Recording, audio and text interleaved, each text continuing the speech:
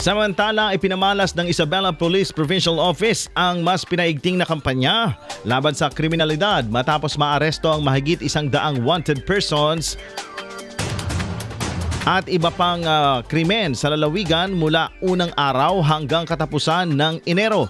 Sa ulat ng IBPO, nakapagsagawa ang Isabela PNP ng kabuang 144 arrest of wanted person operations na nagresulta sa pagkaaresto ng 147 wanted persons. Samantala sa most wanted person operations, 5 operasyon ang naisagawa na humantong din sa 5 pagkakaaresto.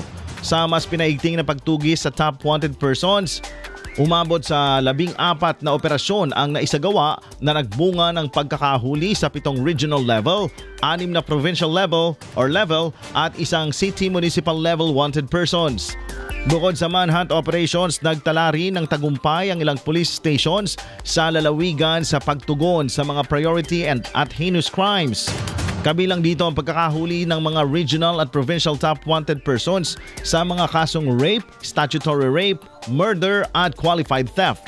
Ayon sa pamunuan ng Isabela PNP, ang mga naitalang accomplishments ay resulta ng pinaigting na police visibility, intelligence-driven operations at aktibong pakikipag-ugnayan sa mga lokal na pamahalaan at komunidad. Sa pahayag ni Acting Provincial Director Police Colonel Manuel Bringas, binigyang diin nito ang mga pagkakaaresto ay bunga ng masusing intelligence build-up, tuloy-tuloy na mga manhunt operations, mahigpit na koordinasyon ng mga operation units sa bawat kasapi ng PNP Isabela. IFM News.